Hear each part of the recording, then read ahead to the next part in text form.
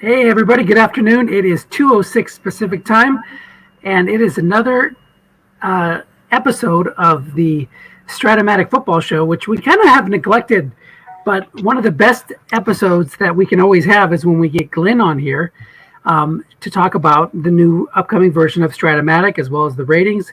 I'm joined by Michael Reeves, who's a big Strat-O-Matic gamer. He's been really involved in doing the play-by-play for a lot of the leagues that he's in, and he always has good ideas on things. And of course, our the star of the show here is going to be Glenn. So welcome, Glenn. And I said it wrong already, didn't I? Guzzo, right? Is the right way? Guzzo. Okay, I will get it one of these years. I'm gonna do something. Get enough practice. Yeah, I keep saying the wrong thing, but Guzzo. Okay, here we go. So we have a list of questions that have been submitted by gamers, and I've shared them out with you. But one of the things I wanted to start with is kind of the context of the Strat-O-Matic game, the aim of the Strat-O-Matic football game that I think a lot of us who are draft leaguers lose track of is really to replicate stock league play. So maybe, Glenn, you can talk to us about that and how that's really the mission that you're driving when you create the cards and the ratings. Yeah, well, all of Strat-O-Matic's games are geared toward first satisfying stock team play. Every bit of research Strat-O-Matic has ever done, or that was done by StratFan magazine, which I created, showed that stock team play was the predominant play style for Strat-O-Matic gamers. And that was even more so for football, way more so for football. And I think the reason for that is because of the team cards, the team defensive cards and the blocking ratings and so forth. It's just, more of a struggle to separate all that or choose how you're going to divide it. But in any event, we've got to get that part as right as we can. And to the extent that we can then recognize draft league needs, we want to do that. But if push comes to shove, the stock team has to win out. And what I'm talking about for accommodating draft league play is we want the ratings to have integrity across the set. So if this guy is a 6, does he belong with the other 6s? This guy's a 5, does he belong with the other 5s? Now, in football, even more so than the other sports, although this applies to the other sports as well, when we talk about, say, baseball fielding ratings and stuff, is the team does come into play there. Was this a successful team against the pass? Was this a successful team, period? They won a lot more games. That can be a tiebreaker. A lot of players in the baseball and the football games, when we talk about fielding ratings or the 0, 4, 5, 6 in football, are tweeners. You could make a case for all but the superstars of the NFL to all be 4s. So the 0s and the 5s then evolved from that, based a lot on team play and based on teammates as well, because of the way certain ratings have to apply with subs not being better than the starters. Anyway, the point is that I would like all draft league players to keep in mind that they are not playing the way the majority play, and that once you start taking players out of the team context, their teammates and the teams they really played against, you have to expect distortion. You're creating distortion when you do that. And it's fine. I mean, I love to play draft leagues. I'm in draft leagues all the time. I think it's great fun to create your own team and so forth. But that I don't expect the same sort of statistical realism that I would expect if I'm playing stock play. And in football, you have to keep in mind as well that half of the roles would be on the defensive card. So 2 guys with identical statistics could very well have very different cards because one played against a much stiffer competition. And most of Strat-O-Matic's ratings are wraparound ratings that involve the strength of schedule and actually the specific opponents they played against. Very good. So when you're creating the ratings for these players, because that's my understanding is that there's a big formula that takes the overall statistics of a stock year, and you plug those in, and then it will create the running back cards, the receiver cards, the quarterback cards, and then your kind of piece of it is to assign ratings to the offensive linemen, the blocking with the halfbacks, the defensive players. Do I have that right? Is that pretty much how you're involved in this? I do almost all the work in deciding who gets a 0, 4, 5, or 6. Got it. Now, after that, my discretion is very limited because while the formulas don't actually spit out the card, they spit out the data that's going on the card. And so I have a physical process of placing yardage. Some of it's automated. A lot of it gets adjusted just for make sure we have variety of card patterns and some other factors. But just to give you an example, when we talk about quarterback passing, I have one discretionary item on the whole thing, and that is to put in a discretionary number for quarterbacks deep passing. That is only one of many parts in a very extensive formula that will determine how many combos of completions will be on that card for long pass, and then as a consequence for short pass. So that discretion comes into play in a situation like this. And you may recall several years ago, I mentioned Phillip Rivers in particular. I said, we know Phillip Rivers is an excellent deep thrower, but we also know that in this past year, the Chargers' offensive line was so bad that Rivers needed, it was an offensive strategy for him to get the ball out of his hand much quicker, and so he's throwing much shorter. And so his rating, the discretionary rating I would give him for long pass, was reduced for that reason, because he wasn't throwing deep as often or as reliably. And that happened with Roethlisberger this year. But he threw 33 touchdowns, Sure. so he's going to get some pretty good completions anyway. But Roethlisberger was in that situation this year where their line was torn apart by injuries, his physical limitations, and he was getting out the ball faster than he ever has in his career for shorter distance. So that's a discretionary point. Running backs, very little discretion. There are formulas and rules that determine whether this back is a heavily inside runner, a mostly inside runner, a mostly outside runner, a heavily outside runner with a little bit of variation. And those rules also say, well, here's where his longest game goes then. My discretion comes in at what about the rest of his big gains, 20 yards or longer? Where will they go on the card?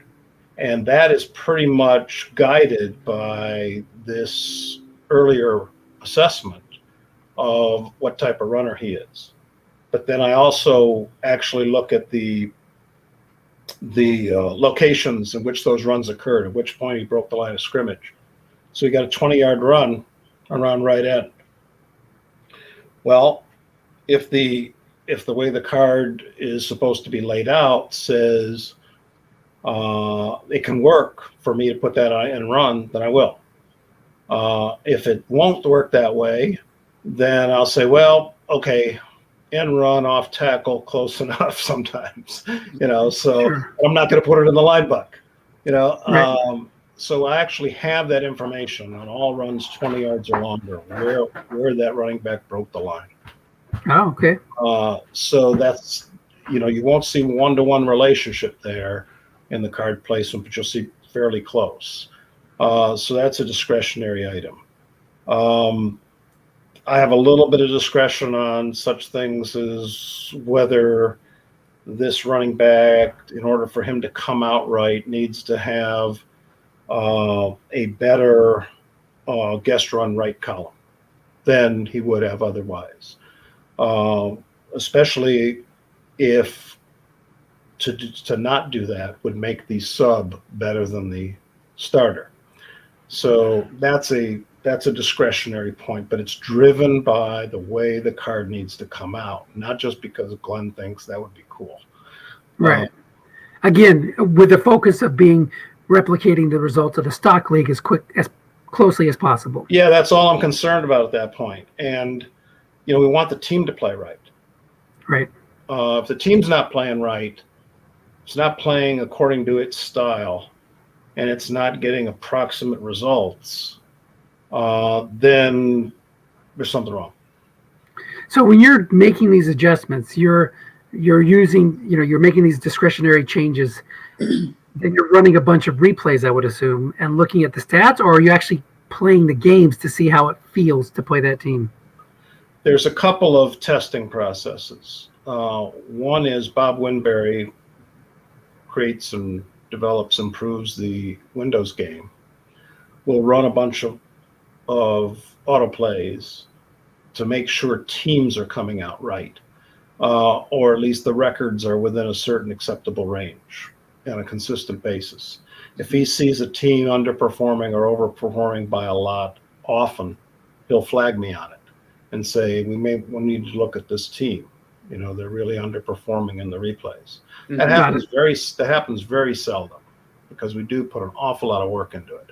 Okay. Now, the second testing process is there is actually a team of play testers with the computer game, and they are looking at card ratings, they're looking at results, they're looking at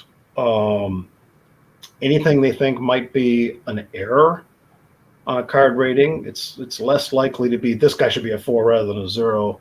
It's more likely to be, the standard placement of this kind of a result is here and it's not here for this guy, or this fumble rating is missing, or something like that. So we catch a couple dozen or more of those things, rating 1,600 players one way or another.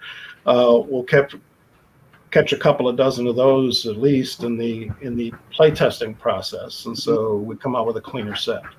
Doesn't mean we're 100%. Even then, sometimes things get overlooked and caught too late in the process after it's gone to the printer. But for the most part, that's a big help. So we have those 2 layers of testing.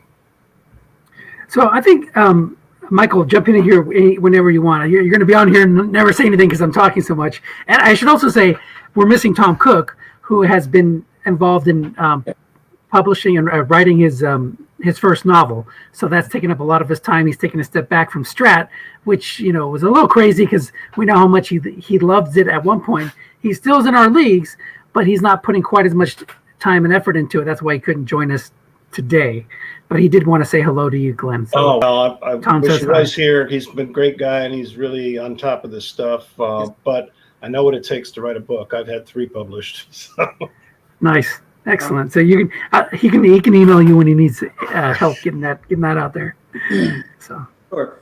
If I could toss in a question here really quickly, Glenn, thanks for having me on with this. I've enjoyed your last few chats with Dennis and Tom. We appreciate you coming on board. It's a nice link to the company. My question is this: when you are talking about play testing and specifically going through season replays. I love this game dearly, but one of the things a lot of us look forward to when the ratings guides come out is not just specifically the ratings that are going to be assigned to each player, but who is actually going to be carded versus those who are not going to be carded. Every year, it's always okay, did this guy play enough to get carded or not? And of course, that's basically mostly on ratings, offensive, defensive players, not specifically the specialist cards. I'll just talk the one that's near and dear to my heart in one of the leagues in which I'm playing. Ronnie Stanley, the offensive tackle for Baltimore, played 6 games this year. He does not get carded. Now, I've talked to people who have said they have inside knowledge with your company that say that while he's not carded, he is carded on the he basically is, but he isn't carded. It's taken into account with offensive and defensive cards, but specifically he's not appearing. Has Strat ever, and by the way, that was nice insight. Thank you for sharing that with us, that we understand that most people play stock, but the fact that you played league, you understand some of the issues that some of us league players have. So I appreciate that. Has Strat given any notion, if you truly are going to play a replay for a season, like you would for baseball, basketball, an as-played replay, Would Strat maybe reconsider perhaps incorporating some of those players that are lost if they at least play a third of the season? For example, if Orlando Brown, the tackle who took over for Baltimore, if you're playing a season, basically trying to replay a season, if you're playing with injuries, if he goes down, you're basically going to a zero. Whereas there's a Ronnie Stanley, at least you have an Orlando Brown to come off the bench to play left tackle or right tackle. Has there been any thought given to perhaps maybe carding these people, if just for the mere fact of just, how about just matching? Even if Ronnie Stanley goes down and doesn't become a 6-7, maybe he catches a 4-5 that Orlando Brown had, just basically as a team setting.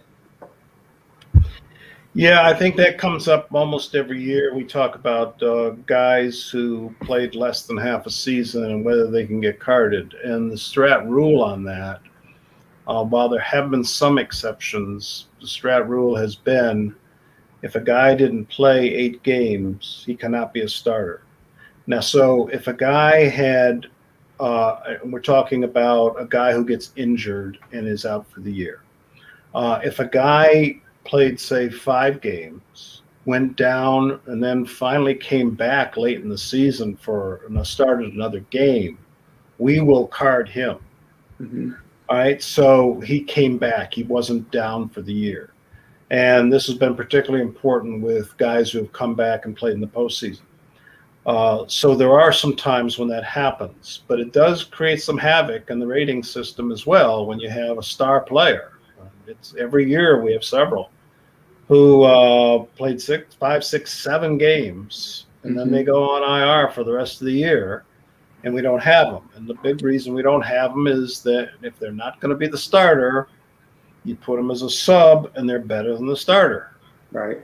And we don't do that. We don't have guys better than the starter. Now, if Strat football was like Strat baseball, where everybody had their own individual card, right, then you could do that. Even then, we're very sensitive in baseball about will this sub end up being the starter because of his combined offense and defense. And we want to do something about that if we have a legitimate way to do it. But at least there, when everybody has their own card, you can separate that out a lot easier. right, With the team cards, it's a problem, right. and the team cards create other problems for me as well. You know, we're limited somewhat to that. You know, that whole question of the slot cornerback was an issue of team cards for a while, and I had to get some exceptions built into that for us to be able to do that. As it is, we don't have the team offensive cards don't allow for me to call 2 guys a tight end. Well, there's a lot of 2 tight end offenses. So we're calling the second tight end a blocking back who also gets a tight end rating, but as a starter, he's listed as a blocking back. Well, a lot of these guys weren't blocking backs. So they're getting a 0 rating as a blocking back, but they're getting a rating for the tight end. And then you, as a board game player or a computer player, can create your 2 tight end offense with the ratings that would reflect that. So we have some physical restrictions, and that's probably the heaviest influence for why a Ronnie Stanley doesn't get a shot to get a card. Okay. It may not be a satisfactory answer, but that is the actual answer. Well, I think one of the challenges too of carding this game that we all love, is as the NFL changes, is adjusting the Strat-O-Matic game, which was really built at a time when most teams ran a pro set, fullback, halfback, and adjusting it to this now hyper dynamic offense. So I want to pivot a little bit here and talk about 2 things. First of all, a lot of teams defensively will run what's called a hybrid defense, where they switch back and forth between a 3-4 and a 4-3 during the game. And Strat has that rule, which made sense, I think, way back in the 60s, 70s, and 80s. Well, there weren't 3-4 defenses in the 60s that much. I mean, there were a few. Right. But mostly in the 80s when teams were running heavy 3-4, and the nose tackle was kind of a different skill set than the defensive tackle. You have the penalty. When a nose tackle plays D tackle, he's -1.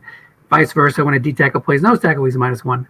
But now with teams switching back and forth so much, has there been any thought to maybe removing that penalty and just allowing teams to switch back and forth, and keep the rating of that player. And at the same time, the second part is there's teams that play a 3-4, for example, Tampa Bay, where their backup tackles are rated as a D tackle instead of a nose tackle. And that didn't used to be the case. It used to be when a 3-4 team was a 3-4 team, their backup tackles were listed as nose tackle. So can you talk about those two things? Yeah, I think mostly you're not seeing the backup rated as a solid nose tackle for better, because nose tackles are playing so few snaps now. Even the starters not getting the snaps he used to get. And the Windows game requires a team to have at least 3 defensive tackles for the possibility of a 5-2 formation. Now, that's the 5-2 is going to be a goal line formation. But there was a time, with Strat-O-Matic rates teams over many eras when 5-2 was actually a standard formation. So the computer game now requires all the teams to be able to have such a formation, even if they never use it. Along the lines of that question, though, I think I'm going to look into whether we can make an exception in the sub-defensive listings for those few backup nose tackles who got significant snaps, and deserve a rating. I'm thinking of Tampa guys Bay. Are going to be zeros anyway. It doesn't matter, right? But sure. But there would be probably in a given year 2 or 3 guys who, as a backup nose tackle, got significant snaps and played well enough to be rated. Probably those guys are mostly going to be guys who split time because of injuries. Exactly. But I'm going to need to check with Bob Winberry and others whether we can actually do that on the substitutions, the list of the subs on the defensive card. If we can, then if I can say this guy gets rated at both nose tackle and defensive tackle, then I think that has a lot of merit. Thanks for bringing it up. Sure. No, that would be great. I mean, I think I have seen that before where a guy is a nose tackle and defensive tackle, but it's not coming off the top of my head when the last time I've seen that. But that sounds familiar. And that would make a lot of sense because if they're a base 3-4 and they're a 4 defensive tackle whenever they're in the game, because the team's never going to play a 4-3 or a 4-2-5, they'd in effect be a 0, so why even give them a 4? Yeah, so I got to tell you, I mean, you're touching on a subject that has become a very, very tricky thing for me over recent years, and that is defenses adopting so many different personalities in the same team and players moving all over the field. I mean, just even saying this guy was the left defensive end has become a research project because that defensive left end will get almost all of them are going to get a lot of snaps at defensive right end and some at defensive tackle. And every outside linebacker is going to put his hand in the dirt at some point. Was he a defensive end on that play? Every safety is going to have some time in the box. It's just, was he a linebacker, in those situations? And I will look up 4 or 5 different sources just to get the left-right part of it. And they disagree. So I then actually researched the amount of snaps everybody got at different positions. But they still have to work out after that as, okay, what's a real starting lineup here? Yeah. It's not just the total number of snaps, because the starting lineup may bear no relation to what actually was the majority of snaps in that game. Right. So they're now playing the nickel and the dime more snaps than they are their base defense. Sure. So, yeah, you need like a team of volunteers to do all this work for you, because it sounds like too much for one person to be able to handle all this stuff. Well, I'll tell you, it's the longest part of the process now, is determining the positions of every player. and to the extent that they now when a guy gets multiple positions, it gets extra tricky to get him to 0, 4, 5, 6 because he's a backup somewhere, he's a starter somewhere else, and the backup can't be better than the other starters, and so it now gets maximum messy. But it's a puzzle. I like puzzles, and it ends up becoming a labor of love after all. Okay, well, speaking of puzzles, somebody suggested this as a rule change on the forum because it kind of lends itself to what you were just talking about, where guys are lining up all over the place. But a lot of times in a 3-4 defense, some of those outside linebackers are not really linebackers. They're really just rushing the passer. That's their responsibility, and they rush the passer on every play. So somebody had the idea of when an outside linebacker is blitzing, that the inside linebacker or middle linebacker in the 4-3 would assume the coverage for that player. So if it's a outside linebacker that's covering the fullback, then that inside linebacker that's right next to him would now be assigned the fullback as the coverage rating. There's a lot of little nuances to this. And There's it seems like big nuances to this. Yeah, it seems like it would be difficult to program, but I mean, just from your standpoint do you think that would be an interesting addition to the game, or do you think it's like where people are barking up the wrong tree? I'm not even sure how I feel about it. I see the logic, okay, but I want to raise several issues with it. First of all, every strategy needs a counterbalancing effect. It can't all be like you're always going to do this, because then it's not strategy anymore, right? Right? There has to be a risk-reward equation.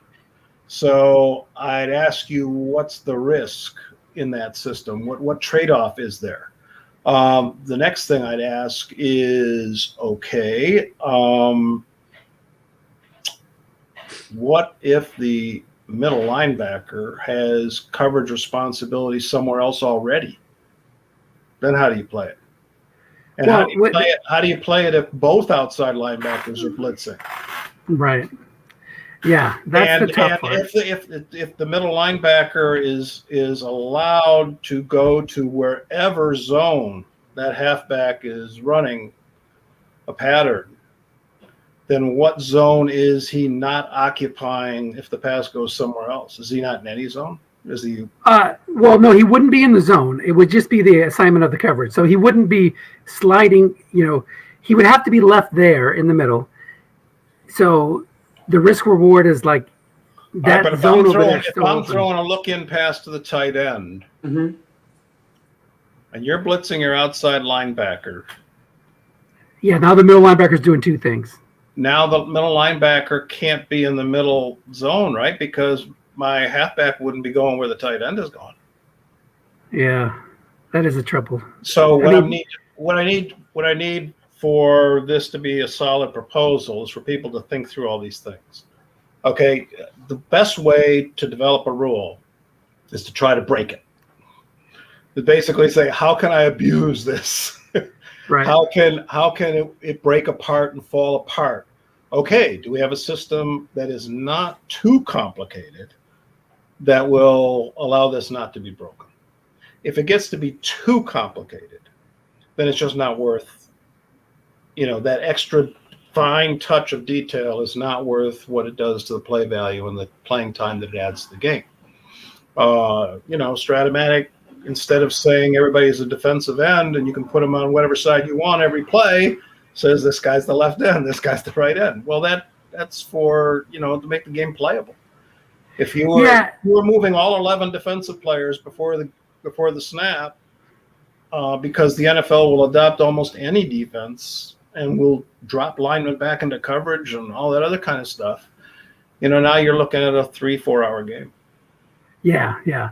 I will tell the guys and they can go back and rework it, but I kind of thinking maybe it could be like where you're declaring that he has coverage. So you move the outside linebacker up to blitz, you click on the middle linebacker, and you click on the guy he was covering.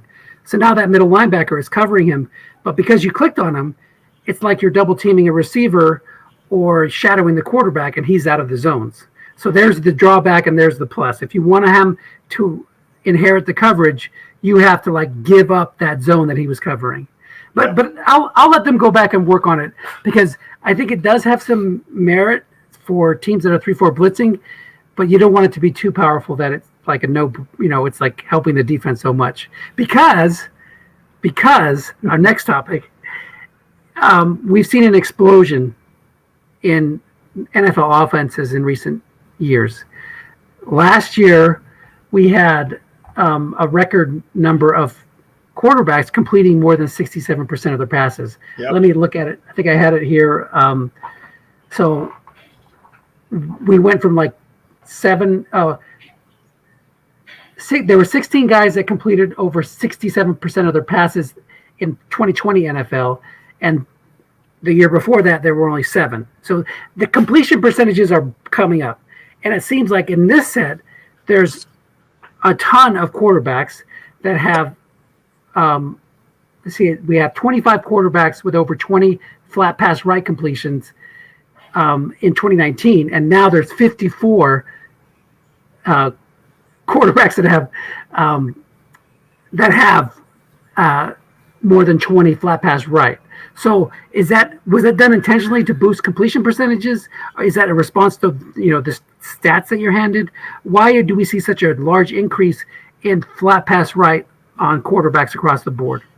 Well, oddly enough, I don't work on the flat pass cards, but of course it's driven by completion percentage. I guess I'd ask this, it only makes sense that as completion percentages go higher, especially driven by shorter passes, that's got to influence the flat pass cards, doesn't it?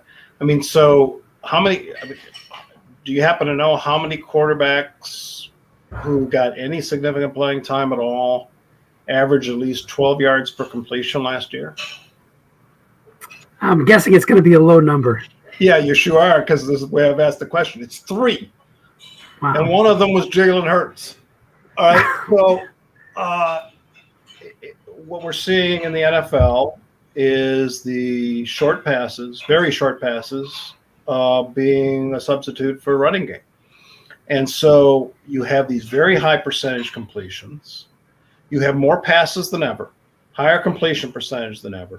17 quarterbacks had a passer rating of 95 or higher last year.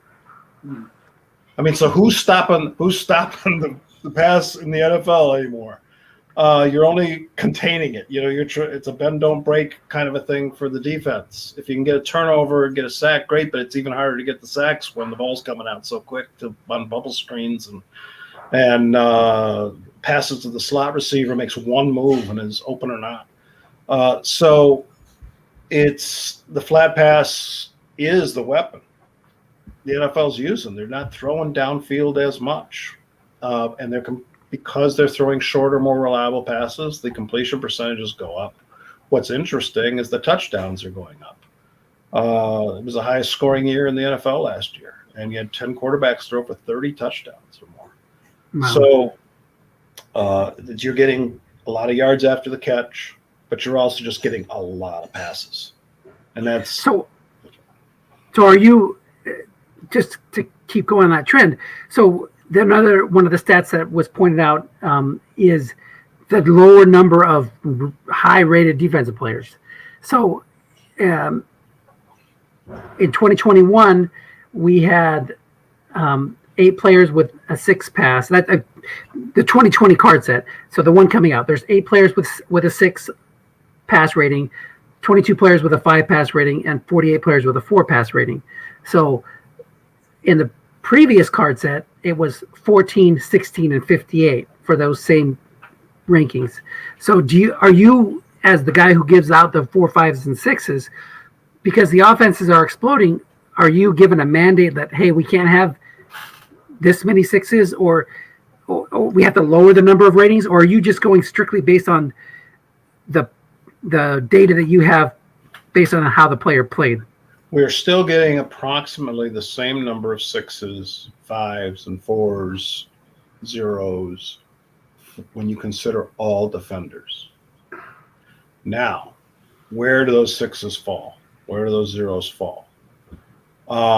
And in a league where passing's going nuts, it's pretty hard for the pass defenders to look great in the metrics or the scouting reports. All right, so we rely on a scouting report that we get every year from professional scouts.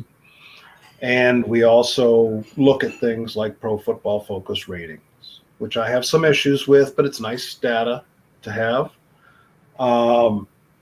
And then we have our own statistical methods and formulas, right? Okay, so when you look at the three combined, you say, well, how many defenders are looking like real pass stoppers in a league where the quarterbacks were hitting 90, where half the quarterbacks or more hitting in passer ratings of 95 or higher? That's not very many. Right. You know, so as you pointed out, you had 8 and 22 this year for 6s and 5s, and last year it was 14 and 16. That's still 30. It's just not as many 6s, right? Got it. And there were more 4s last year than there are this year, which means more 0s. Right. Okay, so it's a reflection of what was really going on in the NFL. There just wasn't many people shutting down the pass. You know, again, if you're playing stock teams, this is absorbed by the team card. So if you got a secondary with 3 zeros in it, you probably have a little bit better yardage, you know, than you would have had otherwise if those guys were rated 4s and 5s. You will. Right. Okay. But then, you know, if you're relying on draft team, then you're not thinking about the team card, you know, that this guy played with. Well, one of the guys asked about Michael Walker, who is a rookie linebacker that got a 6, and he remembered in the past how you really had a bias against rookies getting 6s. So he was wondering, does the split ratings make it easier to give a 6 based on the metrics, or was that still a tough decision, a la Patrick Willis back in the day? Well, Patrick Willis is a special case. Patrick Willis was a exception to the rookie rule. Patrick Willis was first team All-Pro, led the team in tackles, led the league in tackles. Everything about Patrick Willis was this is a superstar. And back then, we only had one rating, right? Patrick Willis is a 6. Okay, now the split ratings does make it easier. I mean, you could argue that for that reason, because he's a rookie, Walker should not have been a 6-0, should have been a 5-0. Could make that argument. But I will say that you know, in a year when there weren't very many outside linebackers who were even staying on the field and passing downs unless they were blitzing, here's a guy who had significant coverage snaps. His Pro Football Focus rating was about as high as it goes, 91 against the pass. The professional scouts we had him clearly as a 6. And the fact that he has a double rating now did make that easier. He's a 0 against the run. All right, well, he probably about 42% of his snaps against the run. So if you break that out, now I'm not saying this is the way it's always done. Don't hold me to well, you said you did this for Michael Walker, for everybody else. All right, so, but in this case where you have a rare combination of a guy, an outside linebacker who actually did really well in coverage and did it pretty often. Not many of those guys are around anymore for linebackers. Having him as a run 0, if you say 60% of his snaps were against the pass times 6, 3.6, and the rest of the 40% is 0, he's more like a 4 overall than a 6 overall. You know, Got it. So that helps justify the 6, considering how rare he was this year for among other players. Could he have been a 5-0 instead? Yeah, could have been. But I'll also tell you, every year we have a lot of borderline players. 6 or 5, 5 or 4, 4-0. Good. So he was one of those guys. Yeah. Anybody else that you want to tell us who you went back and forth so that people can have some? My God! Every year I have anguish that we don't have enough 5s. You know, so you're going to see guys who easily could be justified as 4s who get 5s. It's much easier to say these guys are the 6s. They're Pro Bowl players. They were really exceptional in many ways. They've gotten awards. They're famous for what they do. A lot of 0s are pretty obvious. They just didn't get the time. They didn't play well on a team that didn't play well. Now, just about everybody else, you could call them a 4. But there are some who are pretty easy calls for 5s, but there's never any. I can't remember a single year when we had enough clear-cut 5s to meet the total we're trying to hit. Real quick, since you said that, is that why Terrence Mitchell got a 5? Where you were looking for that 5 on the Browns to make their defense work? Yes, Mitchell was a borderline 5-4. You could easily call him a 4, but I'm looking for more 5s. And here's a guy who started 16 times on an 11-5 team with a halfway decent defense. And if I'm going to give anybody on a borderline 5-4 the 5, I'm trying to give it to the guy who played a lot on a successful team.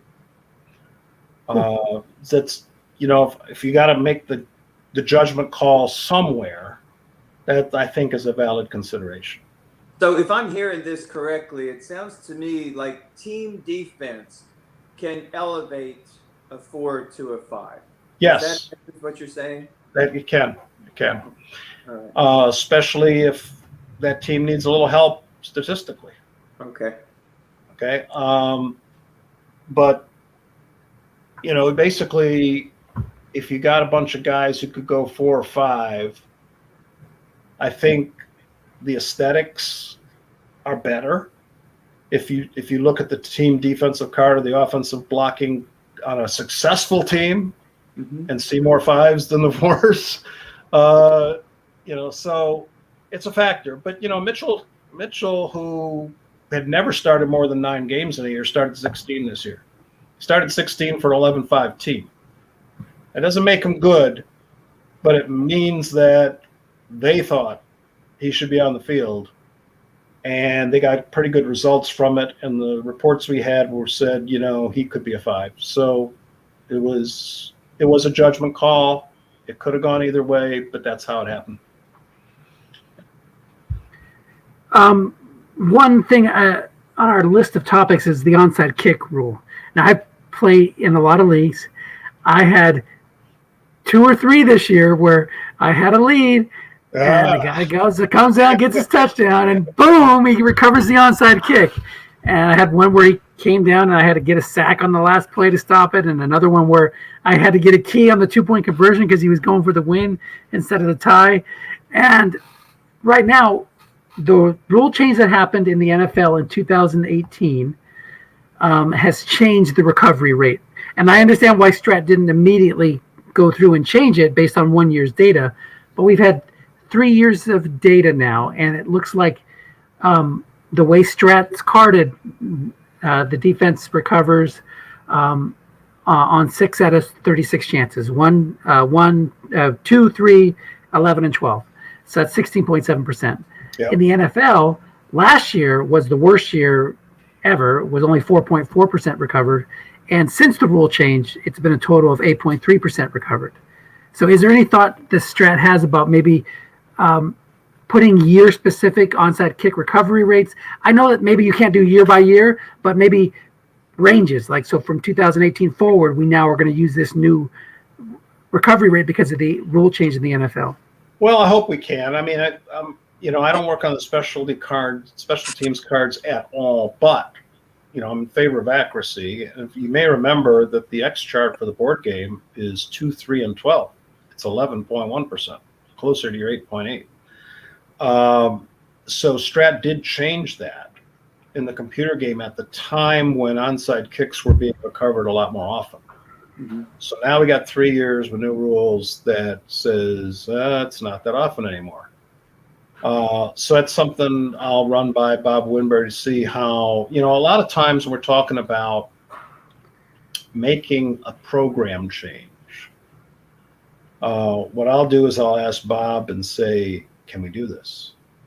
What will How difficult is it? Right. What will it take to do this? Right. And it's always a consideration for Bob, whose time has to be stretched out among 5 games, to basically say, is the amount of effort worth the reward? Okay, if we're going to put our time into this, it probably means one less feature in the game. And so which would be the most valuable to do? Now, if it's something relatively simple for him to flip, maybe that can be done. I would think season by season changes, probably asking a lot. But I'll talk to him about it. Yeah, I like that idea too. I didn't know that about the board game originally being 2, 3, and 12, or what, the 11% one, because that makes a lot of sense. If it was like before 1978, use 2, 3, and 11, or 2, 3, and 12, and then from 80 till 2018, use the 2, 3, 11, and 12, and now from 2018 forward, we go back to a lower rate, or even maybe just do 2 and 3 or something like that. Well, the Windows game, of course, already has the option of using the rules of certain eras, right? You have where the placement is on kickoff and kickoffs and extra points and field goals, penalty rules. But if you start slicing that more ways, well, right now it's pre this year, and then this range, and then it's the final right now. You got 3 choices or something. Now, if you start taking one of those and slicing that, and say, well, but not just 70 to 79, but 78 and 79 are different. It gets a little hairy. But sure, I'll let Bob Bob be the one to tell me not gonna happen. Right, and maybe it could be that maybe Bob's not aware that they made this rule change and that the recovery rates have been so low. Oh, he's aware. He's aware, but he's the priority's lower. Every year there are many more requests for programming improvements than he will have time to do. He has a very long want list. Okay, and so a lot of it is driven by how many people want this, and the other factor is what is it going to take to do it. Perfect. So baseball needed a very significant change this year, right? With the 7-inning games. Mm-hmm. That took a lot of programming time. And that's not like optional. You have to you have to do it because that's what happened in the It happened more than 100 times in the 2020 season. So you have to be able to replicate that. And what happens? It's not just, okay, we're only going to play 7 innings. We're going to put a man at second base in extra innings.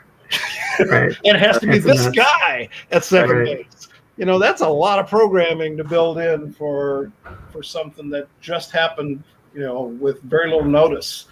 And so if Bob has to spend a lot of time on a big adjustment to the football game, that might mean less time for one of the other games. If he has to spend a lot of time on the baseball game, maybe less time for one of the others. Okay. If I could toss something in, Dennis presented the questions to me, so I'll go ahead and talk to you about this. And it's there were some questions on the forum about slot corners. Yeah. And I'm going to just say from the front that I like this rule when it was introduced a few years ago, but I think the semantics between slot corner and third corner, I think that's basically what we're talking about here is a slot corner and a third defensive back that basically is going to take a third wide receiver, because with Pro Football Focus, we have information at our fingertips that we have never had before. And one of those things is where a corner specifically lines up. You have Marlon Humphrey, for example, as a 6, and rightly so. But if you look at Pro Football Focus, where he lines up, majority of time would be slot corner. And to be very honest with you, he's on another one of my teams, and I was panicking, thinking that when the ratings were going to come out, that he was going to be a slot 6, and I thought that's going to be it. Ronnie Stanley's gone, this guy's gone. I'm going to be rebuilding. So my question is this, and the forum had kind of raised this, that since a slot corner really is a third wide receiver corner, that's truly what it is. It has no bearing on where a person lines up. It's really a third corner. There are some who have suggested that, okay, can my slot corner 5, because he is a boundary corner as well, can he be considered a 4 rather than incurring that 2-point penalty that pretty much everybody, unless you're a 6, you're pretty much a 0 on the outside unless you're a 6 corner. Has Strat given any thought to maybe allowing some of the slot 5s to maybe go to a slot to a boundary 4?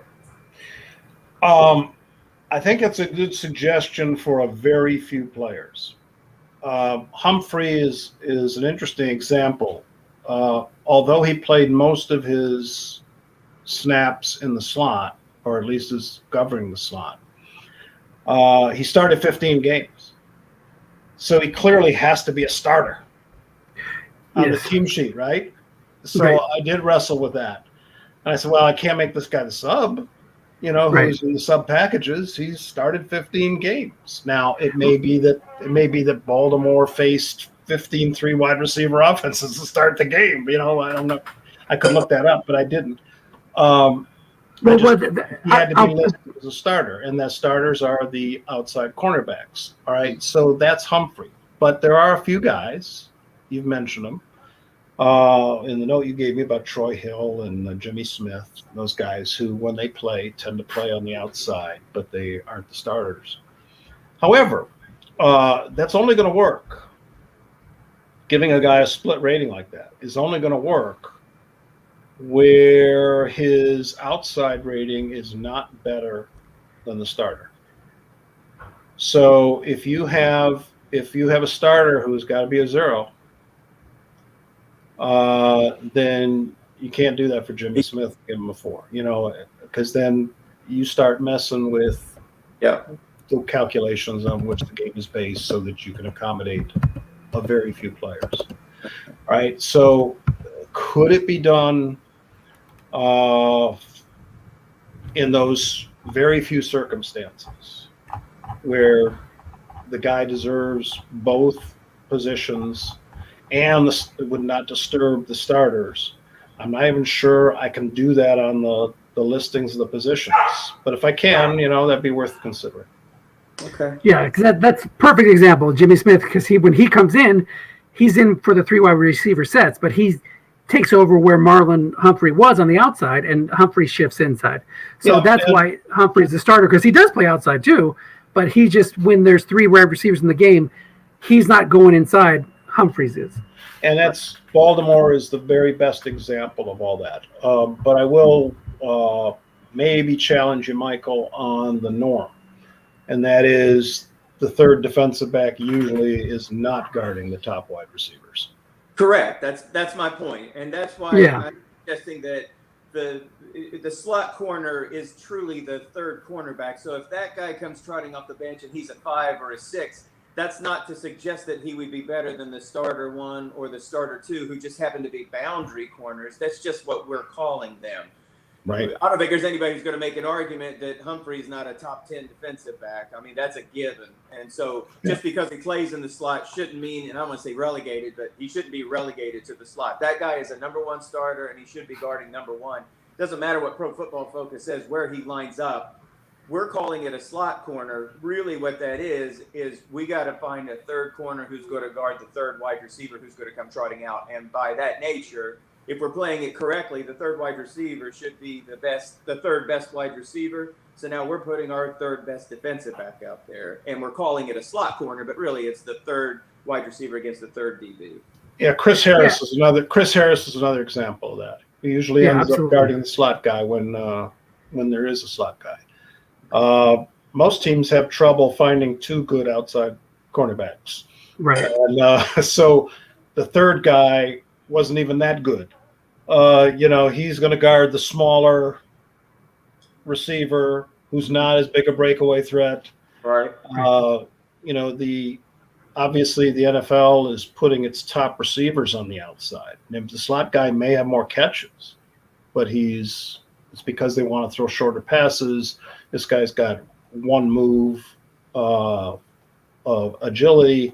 He's playing against a lesser cornerback. Right. if the NFL is going to use its biggest, most physical receivers on the outside.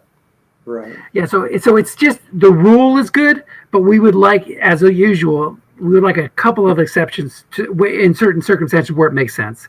So the way to do that without breaking the rule is just check with Bob to see if it's possible, but to give them multiple ratings. So Jimmy Smith would be a cornerback 5 for the slot cornerback 5 when he's playing. When that Baltimore has 3 a nickel defense in the game. And then if there was an injury for the leagues that play with injuries, he would also have a second rating that would be left cornerback 4 or right cornerback 4, so that he wouldn't get hit by the 2 penalty, but just by a 1 reduction. And like you said, there's a handful or less of players that this would apply to, but it would be something where it would still reflect the stock teams well, but it would also add a little bit of extra value to those types of players, but not where they're like you said, they're not going to be replacing a 0 now. They're not better. We don't want them to be going in the starting lineup ahead of a 0, but in cases where it makes sense, a dual rating, like you were saying for the nose tackle, defensive tackle, would be a great addition, I think. Yeah, the format in the board game on listing of the substitutes and what positions you could put them at might not allow this. You're calling one a cornerback, and then you're saying he's also a right cornerback. And try it. Just try it. See if it works. We'll see. Okay. There are a few limitations of the board game that make it difficult to do something in the computer game. But more so, it's the other way around. More so, it's the limitations of the computer game that dictate something I have to do in the board game. Mm-hmm. And so that's another wrestling match, another puzzle to be solved, every year. I need at least 2 guys who are both are either fullback or blocking back. Some teams have no fullbacks. A lot of teams have no fullbacks. Yeah, right? That's another change. So that's another issue. We ended up rating more guys who have 0 carries. Sure. Giving them a running card. It's a worthless running card, but it's we got to do it. So again, this is part of the puzzle, and even if you redesign the game from scratch to basically say, this is the way the NFL is played now, we're going to incorporate all these things. I mean, just in our conversation here, you can tell how complicated it would be to come up with every possibility without destroying what makes the game fun to play. Mm-hmm. Well, we're creeping up on an hour here. You've been very generous because I told you it would be a 30-minute interview. But one last thing before we go. We finished the 1987 season, so we now have all seasons from 1956 forward. What's next for Strat-O-Matic as far as extra seasons? Is there a possibility of getting that last USFL season? Will they look at maybe the WFL or go backwards past 1956? Do you have any insight on what Strat's planning in the future? Well, if I knew the answer to that, absolutely, I couldn't tell you. All right, because Strat-O-Matic's very protective about not announcing its releases until it's good and ready to do so. All right. I do know that pre-1956 seasons present a complication because of defensive formations, and even more so because of single wing offenses. All right, so if you have 1, 2, 3 teams in the league playing single wing, now representing that league, creating everything that needs to be done to allow for that is very, very difficult. All right, so that's an obstacle. I mean, personally, I would like to see a set of great teams pre-1956 that weren't single wing teams. And didn't have a defensive problem. The 50 Rams and Browns, 53 Lions, maybe even back to the 48 Cardinals and 49 Eagles. Those were great teams. I don't know how many people today really want to play that style of football anymore, but personally, I'd like to see it for the sake, because I love history, and we'd see some players carded that we've never seen carded. Norm Van Brocklin or Otto Graham and Marion Motley, guys like that. It'd be great. But I think USFL and WFL are possibilities because we're running out of seasons. But as of now, I actually don't know what's next. Cool. Well, thank you for sharing your time with us. Do you have anything else that you wanted to bring up before we closed out? Or Michael, do you have any questions? Go ahead, Glenn, please.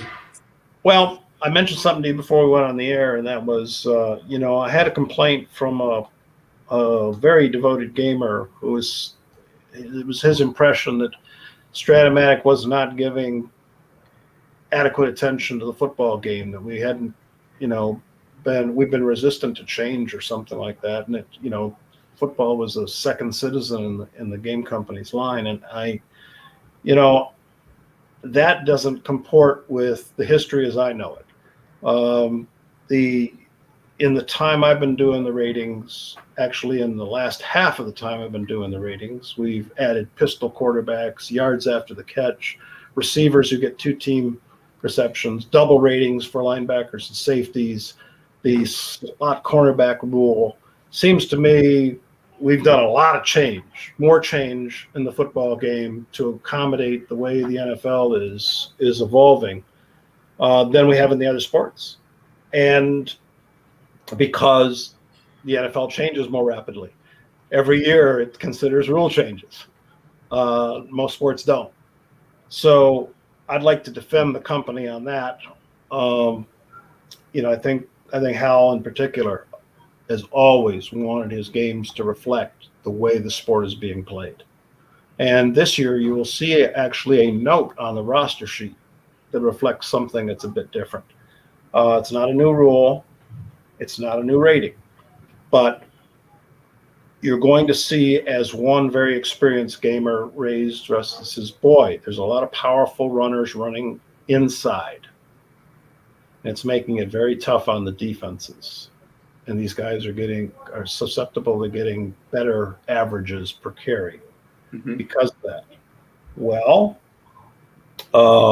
the basis on which we decide whether a guy's an inside runner and to what extent, or an outside runner and to what extent, in fact, showed that many of the more backs are getting a lot of their yards inside. And it is a reflection of the defenses that they're playing against. Now that 3 wide receiver offenses and nickel defenses are the norm, the offense and defense are spread out. There are fewer linebackers on the field. It has become better strategy to run inside because more defenders are on the boundary or closer to it. And so a lot of yards are being picked up that way. That's the NFL's way is being played. And so if you are not using the option that says a flat pass call, is a run call is a correct for a flat pass, then you probably aren't calling run enough in a league that passes. And these guys who are powerful inside runners are going to benefit from the fact that you don't have the linebackers on the field and you're not calling run. And so we've got a note on the roster sheet this year going on that basically says because of the changes in defensive personnel and formations, inside running is more powerful now, and defenses need to be alert to that and call the run more often. That may be something I think probably in a draft league in particular, it's not uncommon for a defense not using that optional rule to call pass 70% of the time or more. Right. And we do see that. A good running back's going to hurt you. Right. Absolutely. I've tried that rule, and for head, I think that's a great rule if you're playing, a replay league on your own, or you can control it where you don't abuse it. I think in an online league, it puts too much emphasis on the flat pass. But maybe I'm wrong. Maybe that is the way the NFL is, because especially now with the quarterback flat pass right, it's going to be interesting in those leagues that actually do use it to see what the percentages come out. But for myself, it's just not one that I like to use, and and maybe it's just too different. And I've tried it. I've ran a couple leagues where we used that rule, and I couldn't wait to get rid of it. So for us guys who've been playing since the 1960s or 70s, it is too new, right? It is something that just, I've been playing it this way for so long. I'm used to running my defense this way, and now I got to think differently. That is tough. It doesn't come to me as first instinct that I want to do either. But as I look at if you're not using it, I think my offense should be able to move the ball really well. Michael, you had a question we didn't get to because I started off blabbering here?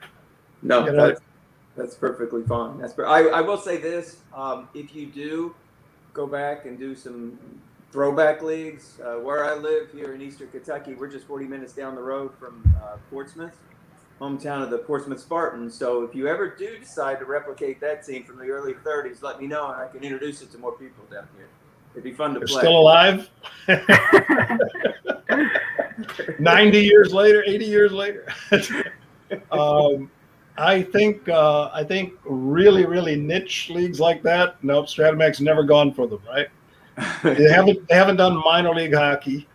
They haven't done, even the really best minor leagues like the Central Hockey League, where Boston Bruins minor league team in Oklahoma City had Derek Sanderson and other stars. No, they don't do that. Don't do minor league baseball. Don't do independent leagues, that kind of stuff. So I think Portsmouth, you're going to have a longer wait, maybe another 80 years. Well, you have a league where you call run 90% of the time. That's the problem. We're calling that would solve it. That would solve Absolutely. it. It's hard enough. I think the further you go back, I mean, you see the league average of completion percentage being less than 50%. And the interception rate being 7 or 8. Yeah, right. You want to throw deep in those leagues because you're not going to get passes down the field. 12 pass completions. Glenn, there's a lot of people in this hobby who are very passionate about this, and they love this show, and we really appreciate it because every year that you're on, you give us a lot of insight on these, and over time the game has evolved to match the more modern NFL, and I think over time we'll see some new rule adjustments to this, but it's really nice that you can come on here and show us exactly how this game is created and how we're moving each year to evolving into a better and better game. We really appreciate it. Well, thank you for your encouragement and your support and your camaraderie. I look forward to it. Yeah, great. It's great. And some people wanted us to wait till after the game came out. Yeah. But really, what would that give us? I mean, maybe a couple guys would be more chunky and they'd want to know why, but that's not really your area anyway, aside from putting the longest runs and having a little bit of discretion there. Do we have reason to have a shock card coming up where somebody's like, oh my God, I never expected that based on the ratings disc, or is it? Well, I can't tell you what other people expect, you have to ask them. I think, however, we can anticipate sometimes, you see a player whose stats or the way they have to play it out, you say, well, I know we're going to get some reaction to this. Right. Like I guess Aaron Jones last year would have been one where he was the main back, but his guest inside running was bad. So they're like, how am I going to get touchdowns with this card? So I guess you're right. There will be cards like that where people will be a little bit surprised, perhaps. Well, I'll tell you what. One thing that popped up this year, I'm always interested in this. How many running backs get short gains right? How many running backs get long gains right? And this really bounces around from year to year. This year, there are no running backs with a long gain right. But there are, to my mind, I didn't count, but to my mind, quite a few more guys with short gains right. Okay. And so running right for your touchdowns this time ought to be more accessible when you can get that short gain right on a roll of 4 or 6. Right. 9. Okay, so it's not going to be rare to see such a guy this year. Okay. Yeah, and that'll be like forcing people to throw more inside the 10, which could help replicate the high touchdown numbers we saw this year from quarterbacks. So that maybe they don't want you to run it in so easily by run, but you might want to like throw instead. So if the defense is calling run, you mean, and then the quarterback gets a touchdown pass. Yeah. Well, right. It kind of all works in hand in hand. I think in a year when the scoring is an all-time high, you got to expect to be tough on the defense to make the right call. You know, Very good. you're going to have to really be wired in, to your opponent, because he's going to have options. Okay. For sure. And we all have the option of continuing to support this great game. So if you haven't put your pre-order in, go do it. Get the 1987 season. That's one of Michael's favorite teams is the Browns. They had a great team that year. I think his favorite team is the Rams, but second favorite maybe the Browns. So I'm sure you're looking forward to that, Michael. Yes, sir. Certainly am. Well, this is a real treat, Glenn. We really appreciate you coming on board with us. This is very Thanks exciting. again. If you need me on again after the cards come out, we'll do it. Sounds good. Well, I promise if we do have a second follow-up show, that one will be less than 30 minutes. We'll just we'll air the grievances, hit a couple of the guys that people were shocked about, and then we'll get out of here. So I'm the one who talks too much. No, we love having you on, and I appreciate the time. So everybody, thanks for joining us. I'm going to shut the broadcast down, and I'll pop it up on the forum. And if you have any questions, there's a thread over there. You can put it on there or send me an email. All right, guys, take care. Take care. Bye-bye. Bye.